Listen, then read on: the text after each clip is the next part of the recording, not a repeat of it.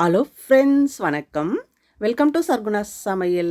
இன்றைக்கி நம்ம சேனலில் ஒரு அருமையான சுவையில் சின்ன வெங்காய தொக்கு தாங்க செய்ய போகிறோம். இந்த ஒரு தொக்கு செய்து வச்சிங்கன்னா போதுங்க, ஒரு வாரத்துக்கு நமக்கு குழம்பு பிரச்சனை இருக்காது. இதை பார்த்திங்கன்னா இட்லி, தோசை, சுட சுட சாதத்தில் போட்டு சாப்பிட்றதுக்கு செம்மையாக இருக்குங்க. ஒரு மாதம் வரையும் ஃப்ரிட்ஜில் ஸ்டோர் பண்ணி வச்சு சாப்பிட்லாம், கெட்டே போகாது.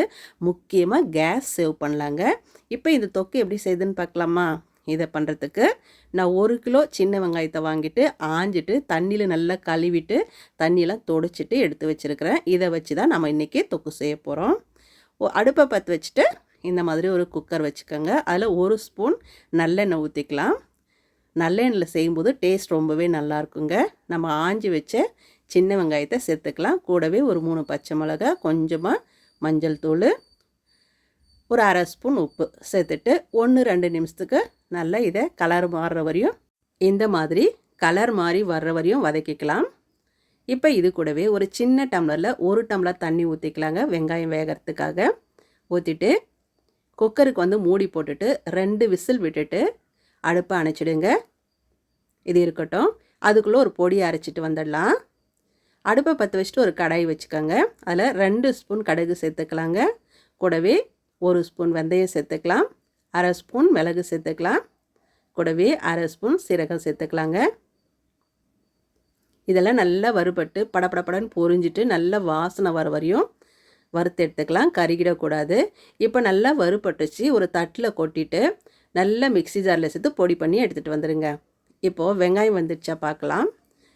குக்கரை திறந்து பார்த்துடலாம். 2 விசில் வந்து ப்ரெஷரெல்லாம் தானாக ரிலீஸ் ஆகிடுச்சுங்க. வெங்காயம் பாருங்கள் நல்லா வெந்திருக்குது. இப்போ பொட்டேட்டோ மேசர் வச்சுட்டு ஒன்றும் பாதியுமாக இந்த மாதிரி மசிச்சு விட்டுக்கலாம். நீங்கள் கரண்டி வச்சு கூட மசிச்சு விட்டுக்கலாங்க. ரொம்ப வலுவலுன்னு மசிக்கக்கூடாது. பாருங்கள், இந்த அளவுக்கு மசிச்சுக்கலாம்.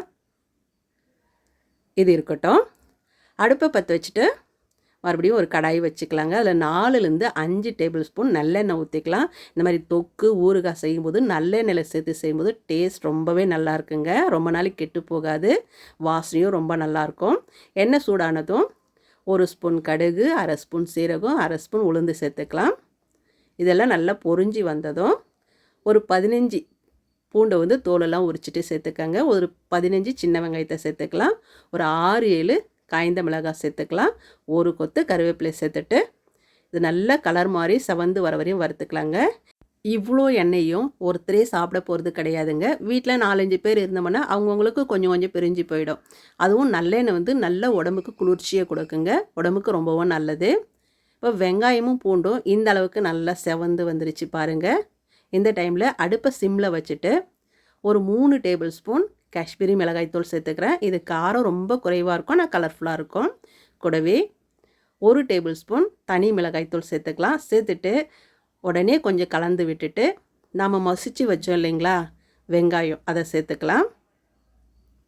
மிளகாய்த்தூள் கருகிடாமல் பார்த்துக்கங்க. அடுப்பை சிம்மில் வச்சுட்டு மிளகாய்த்தூள் சேர்த்துக்கங்க. சேர்த்துட்டு நல்லா இந்த மாதிரி கலந்து விட்டுக்கலாம். கலந்துட்ட பிறகு ஒரு பெரிய சைஸ் புளியை வந்து நல்லா கெட்டியாக கரைச்சி வச்சுருக்கிறேங்க, அதை சேர்த்துக்கலாம்.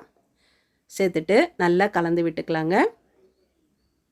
கலந்த பிறகு தேவையான அளவு உப்பு சேர்த்துக்கலாம். ஏற்கனவே வெங்காயம் வதங்கிறதுக்கு உப்பு சேர்த்துருக்குறோம். இப்போ ஒரு ஸ்பூன் உப்பு, அப்போ ஒரு 1/2 ஸ்பூன் உப்பு, 1.5 ஸ்பூன் உப்பு சேர்த்துருக்குறேன். புளியெல்லாம் சேர்க்கறதுனால உப்பு கொஞ்சம் கூட தான் தேவைப்படும். கொஞ்சம் எண்ணெய் பிரிஞ்சு இந்த மாதிரி வர்ற வரையும் வதக்கிட்டு இந்த டைமில் நம்ம அரைச்சி வச்சோம் இல்லைங்களா கடுகு, வெந்தய பொடி, அதை சேர்த்துக்கலாம். கூடவே 1 டேபிள் ஸ்பூன் நாட்டு சர்க்கரை சேர்த்துக்கிறேங்க. உங்களுக்கு புளிப்பாக வேணும்னா அப்படியே வச்சுக்கோங்க. இனிப்பு, புளிப்பு, காரம் இதெல்லாம் சேர்ந்து வேணும்னா நீங்கள் வெல்லம் சேர்த்துக்கலாம். கூடவே 1/2 ஸ்பூன் பெருங்காயத்தூள் சேர்த்துட்டு நல்லா கலந்து விட்டுக்கோங்க. உப்பு, மிளகாய்த்தூள் மட்டும் உங்கள் டேஸ்ட்டுக்கு தகுந்த மாதிரி கூட குறைச்சி பார்த்து சேர்த்துக்கோங்க. அவ்வளோதாங்க, அட்டகாசமான சுவையில் உணர்த்தியாக சின்ன வெங்காய தொக்கு சூப்பராக தயாராகிடுச்சு பாருங்கள். இந்த ஒரு தொக்கு இருந்தால் போதுங்க, ஒரு வாரத்துக்கு நமக்கு குழம்பு பிரச்சனை இருக்காது. ஒரு மாதத்துக்கு ஃப்ரிட்ஜில் ஸ்டோர் பண்ணி வச்சு சாப்பிட்லாம், கெட்டே போகாது. இந்த இட்லி, தோசை, சுட சுட சாதத்தில் போட்டு சாப்பிட்றதுக்கு செம்மையாக இருக்கும். இன்றைக்கி சுட சுட சாதம் வடித்து வச்சுருக்குறேங்க. அதில் நிறைய கூட வேண்டாம், சின்ன கரண்டியில் 1 கரண்டி தொக்கு வச்சுட்டு பிசைஞ்சு சாப்பிட்டு தான் பாருங்களேன், சுருக்குன்னு உணர்த்தியாக டேஸ்ட்டு செம்மையாக இருக்கும். ஒரு தட்டு சோறு கூட சாப்பிட்றலாம். இந்த தொக்கு பார்த்திங்கன்னா பேச்சுலர் பிள்ளைங்களுக்கும் வேலைக்கு போகிற பெண்களுக்கும் ரொம்பவே உதவியாக இருக்குங்க. வேலைக்கு போயிட்டு டயர்டாக வரும்போது என்ன சமைக்கிறதுன்னு தெரியாமல் இருக்கும்போது இந்த தொக்கு இருந்தால் போதுங்க.